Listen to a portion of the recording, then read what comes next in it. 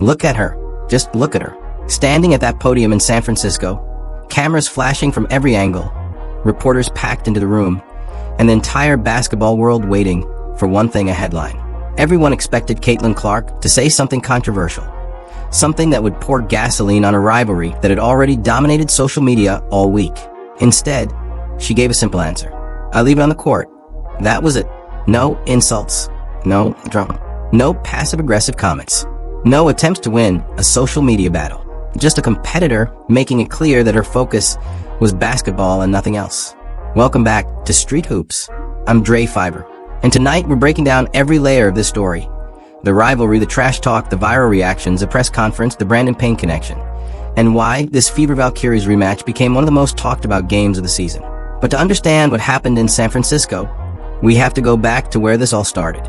Last week, the Indiana Fever hosted the Golden State Valkyries at Gainbridge Fieldhouse in what quickly turned into one of the most exciting regular season games we've seen this year.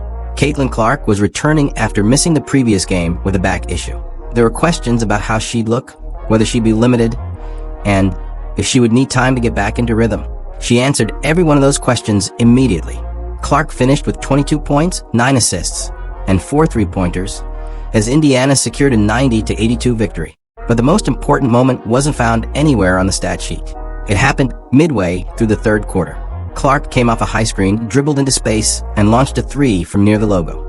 A shot so deep and difficult that most players wouldn't even consider taking it. Swish. The crowd exploded. And then came the moment everyone started talking about. As the shot dropped, Clark turned toward Tiffany Hayes. The two players exchanged words face to face, and it was obvious this wasn't a friendly conversation.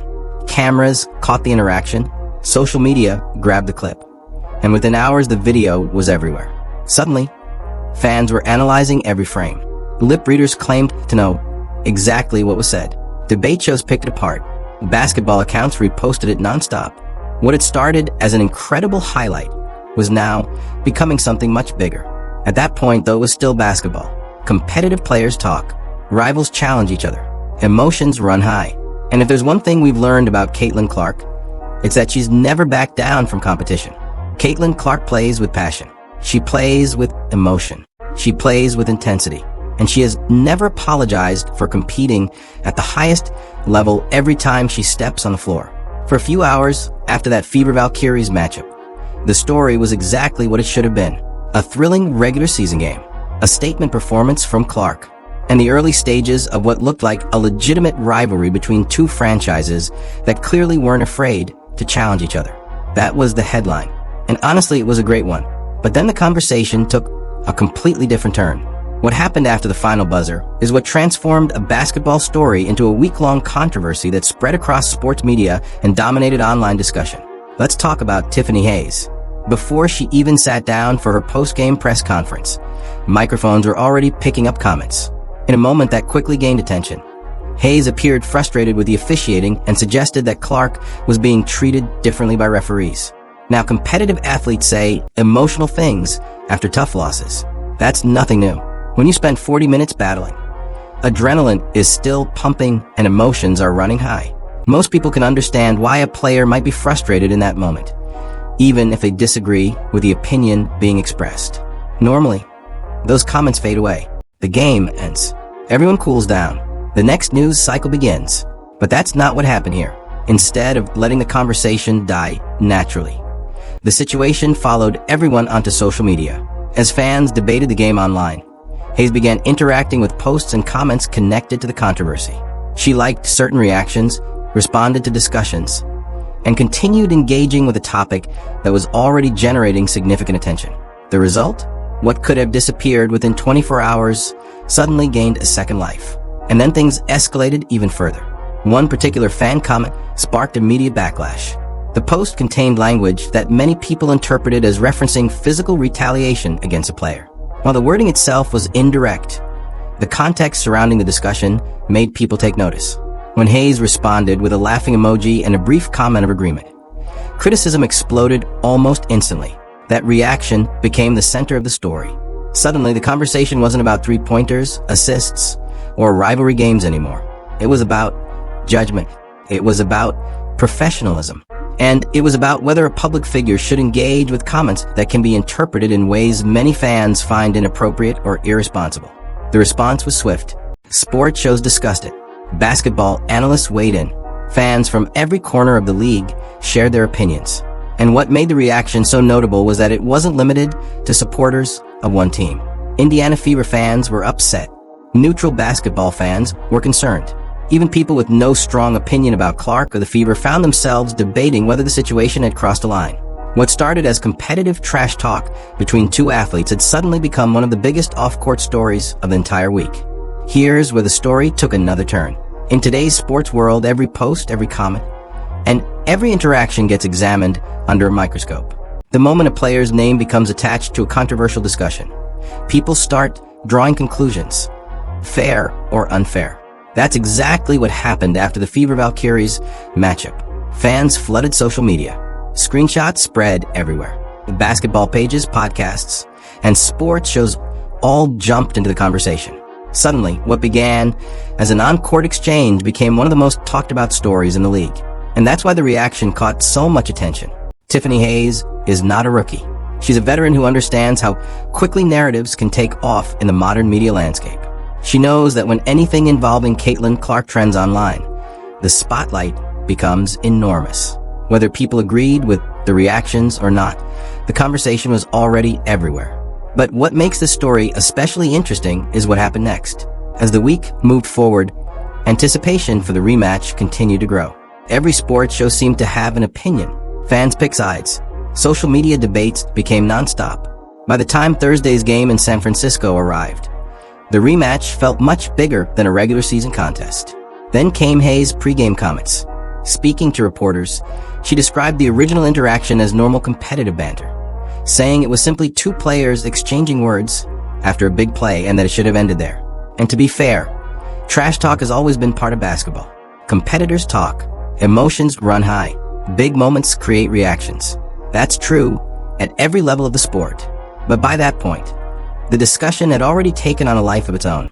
Fans weren't just talking about what happened on the court anymore. They were talking about everything that followed afterward. Meanwhile, there was an interesting contrast developing on the other side of the story. While the basketball world kept debating the rivalry, Caitlin Clark spent part of Wednesday afternoon at a San Francisco Giants game.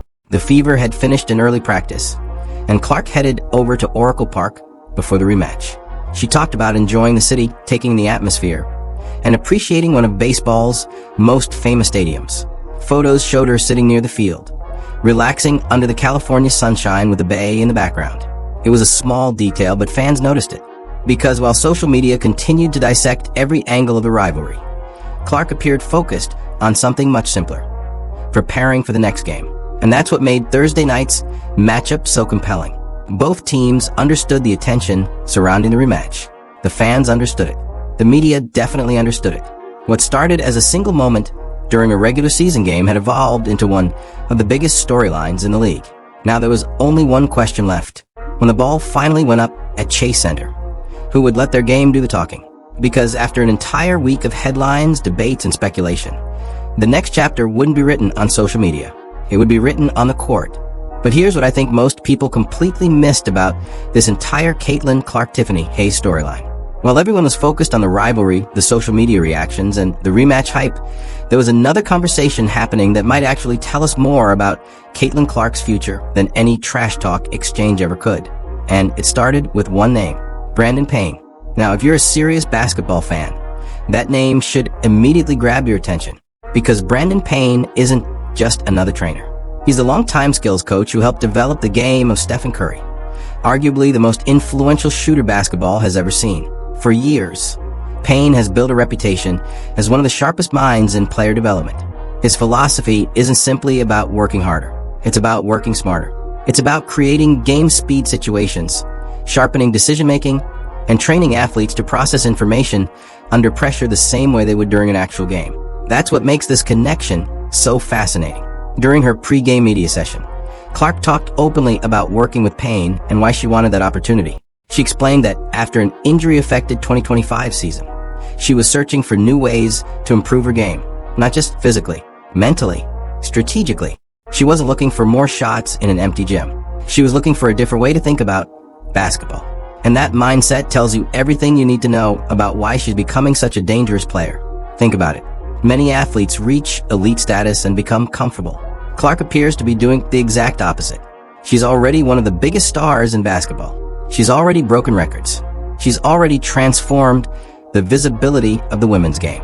Yet after a frustrating season interrupted by injuries, her response wasn't to make excuses. It was to find new challenges, to learn from the best, to expand her game.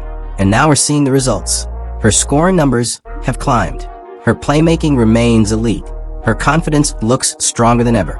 And perhaps most importantly, she appears to be seeing the floor at a different level. That's where Payne's influence becomes so interesting. Great trainers don't just improve mechanics.